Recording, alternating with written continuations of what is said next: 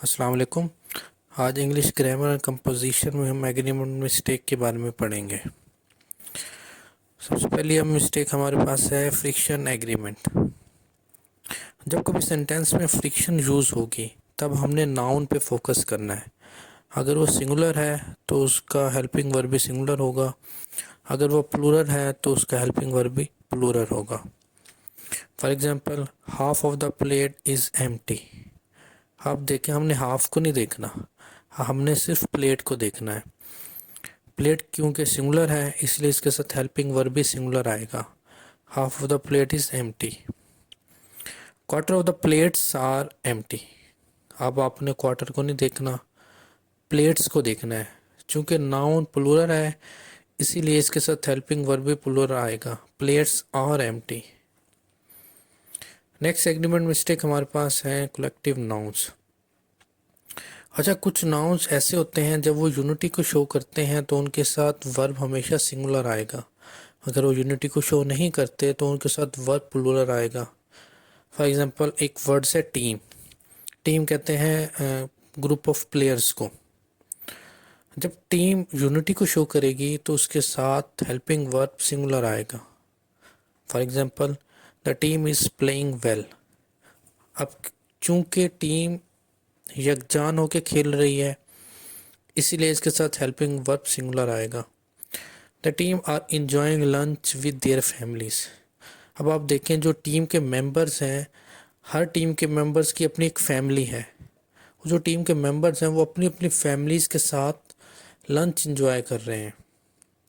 तो यूं जो टीम की सेंस है वो यूनिटी नहीं रही, इसीलिए यहाँ पे टीम के साथ हेल्पिंग वर्ब प्लूरल आएगा।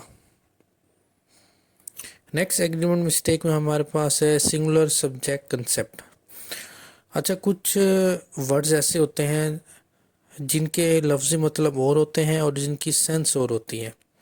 लाइक फ्रेजल वर्ड्स होते हैं, इडियम्स होते हैं जिनके लफ्ज़ी मतलब और होते हैं लेकिन उनके मैनी और होते हैं। फॉर एग्जांपल, हमारे पास एक वर्ड्स हैं bread and butter.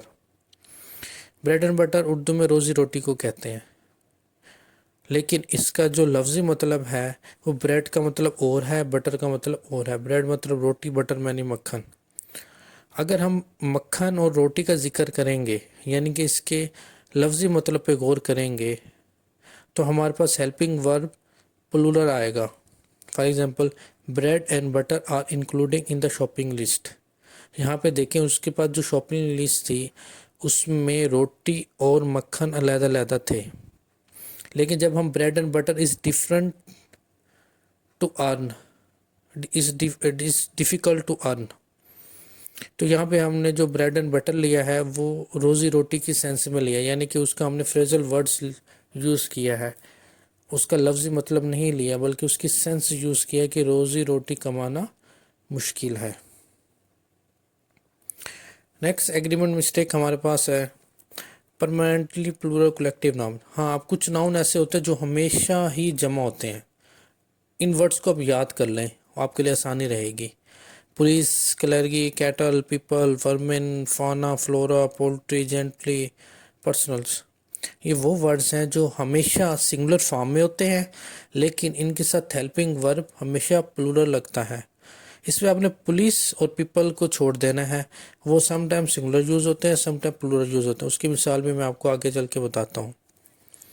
For example, हम यहाँ पे एग्जांपल ले लेते हैं कैटल की।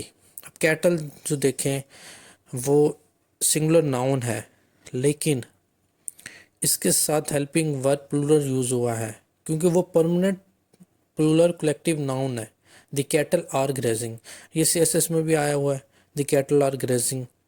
हाँ, मैंने बात की थी पुलिस और पीपल की, तो यहाँ पे हम पुलिस की एग्जांपल ले लेते हैं। Punjab police is corrupt. अब यहाँ पे हमने जो पंजाब पुलिस को लिया है सेंस में लिया है, यूनिटी को शो कर रहा है, तो यहाँ पे हेल्पिंग वर्ब सिंगुलर आएगा। The police are chasing the thieves. अब यहाँ पे जो पुलिस है ना, वो उसके जो मेंबर्स हैं वो चोरों का पीछा कर रहे हैं। अब वो सारे एक ही ट्रेन में सवार होकर पीछा तो नहीं कर रहे, वो डिफरेंट एंगल से उसका पीछा कर रहे हैं, तो यहाँ पे वो यूनिटी को शो नहीं कर रहा, इसलिए हमने हेल्पिंग वर्ब प्लूरल लगाया है। नेक्स्ट हमारे पास है कोरिलेटिव कंजक्शन। ये कुछ वर्ड्स होते हैं, neither nor, either or, not only but also, whether or, both and। इसको अपने याद कर लेना है। neither nor यूज़ होता है सेंस ऑफ कन्फर्मेशन के लिए, either or यूज़ होता है सेंस ऑफ चॉइस के लिए, not only but also use होता है सेंस ऑफ कन्फर्मेशन के लिए, whether or यूज़ होता है सेंस ऑफ चॉइस के लिए, both and यूज़ होता है सेंस ऑफ अदरनेस के लिए। एग्जाम्पल हमने देख लेनी है, लेकिन एग्जाम्पल देखने से पहले मैं इसका रूल्स बता देता हूँ। इसका रूल ये है कि neither nor को कभी आपने ब्रेक नहीं करना और ना ही कभी आपने इसका बैलेंस ख़राब करना है। फॉर एग्जांपल अगर नेदर के बाद नाउन आया है तो नार के बाद भी नाउन आएगा, एदर के बाद नाउन आया है तो आर के बाद भी नाउन आएगा, नॉट ओनली के बाद वर्ब आया है तो बट आल्सो के बाद भी वर्ब ही आएगा। एग्जांपल लेते हैं नेदर नॉर की। नेदर अकरम नॉट अली केम। अब यहाँ देखेंगे नेदर के बाद भी अकरम आया यानी कि एक नाउन, और नार के बाद अली आया जो कि एक नाउन है। इस तरह either Ali or Akram will help me. अब आइदर के बाद फिर नाउन आया है, आर के बाद फिर नाउन आया है। नेक्स्ट एग्जांपल ले लेते हैं, I don't care whether he stay और ही लीव। अब आप देखें वेदर के बाद ही आया प्रोनाउन, और वेदर और का पेयर होता है। अब और के बाद भी ही आया यानी कि प्रोनाउन।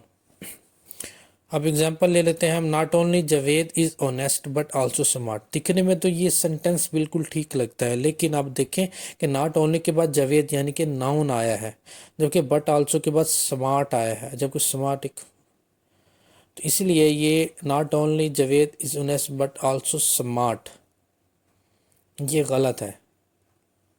आपने ऐसा यूज़ नहीं करना। ये स्मार्ट वर्ब नहीं है, स्मार्ट एक खुसूसियत होती है, ठीक है, लेकिन ये स्मार्ट एक नाउन नहीं है।